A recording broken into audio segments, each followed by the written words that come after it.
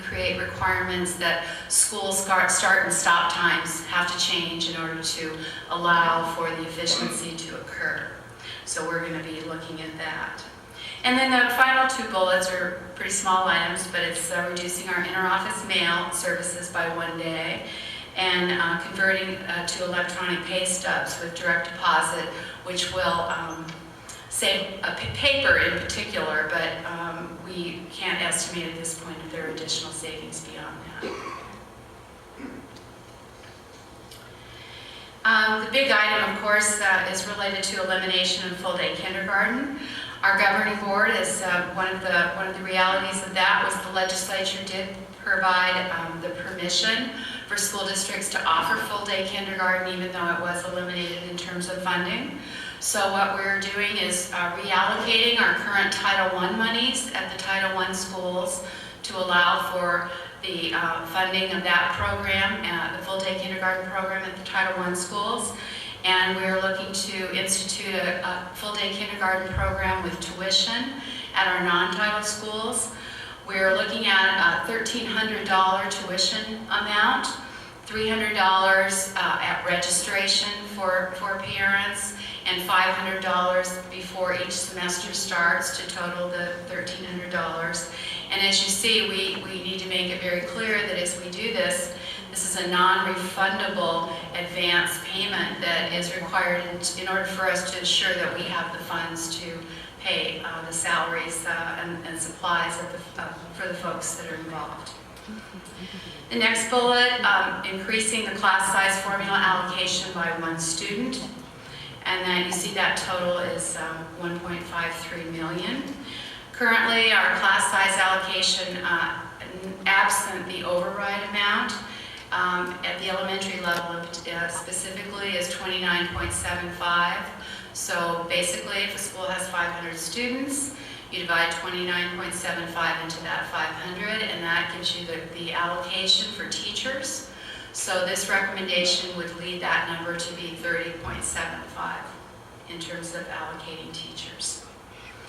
As you see in the next bullet, we're looking to identify interscholastic fee increases and event ticket cost increases to create a $50,000 savings.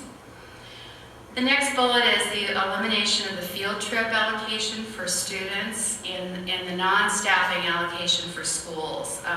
Each school receives a certain dollar amount for that function, and as you see, that's $70,707. The next couple of bullets are specifically not M&O funding savings and don't identify any funding to save, but we understand that many people don't know that. And so in that regard, we are going to be suspending our literacy conference, our amphitheater get-together, our effective teaching conference, events like that, so that people understand that we're clear about the seriousness of the budget, even though those events were funded through grants. The same way for the next item, reducing instructional coaches and instructional support leaders. Again, a grant-funded item, but it is something we do plan to reduce. The final bullet on that page is a 4-day, 10-hour work week for all facilities and schools that are open in the summer. We don't know the utility savings that will create by having everything shut down on Friday, but we certainly think that it will offer some help.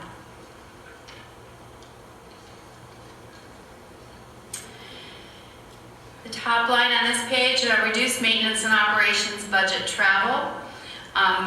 We have to use the word reduce because if an employee or someone uses their vehicle to perform a district function and turns in mileage, we're statutorily required to reimburse on that mileage. So we're going to be much more careful in monitoring that practice and create a savings of $30,000.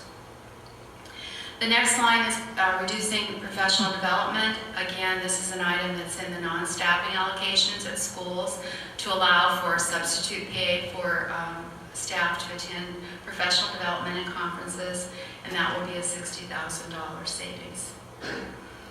The next area is a to be determined, but it is a real area that we're having to look at this year, and it's related to pay reductions. 86% of our maintenance and operations budget is people. So we either eliminate people or we keep people and lower pay. So we've done what we think is at least a start in trying to create a balanced plan in this effort. You can see here some examples of pay reduction, salary cut examples, and furlough examples as to what the estimated savings might be were any of those individual items or combinations of those items instituted. And finally, as you see, in terms of the numbers that are listed, that totals approaching $3.5 million. Remembering, of course, that we're looking to cut $7.1 million. So the next section is to talk about the realities without sales tax approval by the voters on May 18th. And that will be requiring additional cuts as listed below.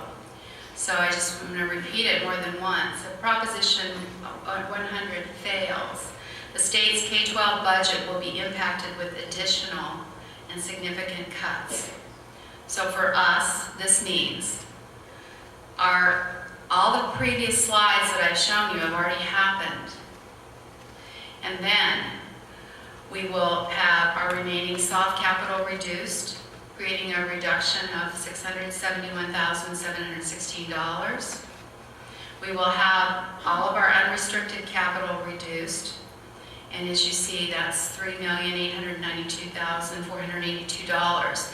That unrestricted capital is you're allowed by statute to transfer that money into your M&O budget as you need to balance your maintenance and operations budget. In our district, over the last few years, we have transferred the great majority of that money into the maintenance and operation budget. So it will be maintenance and operations cuts that are required. And then finally, the base level of support funding will be reduced by another 2%. And that is, as you see, approximately $1.4 million. And that gives us a total just under $6 million of additional cuts that will be in addition to what we're talking about with the $7 million referenced prior. Although it's not on the slide, I think it's important for us also to know that if Proposition 100 fails, the state's university system will suffer another $48 million cut.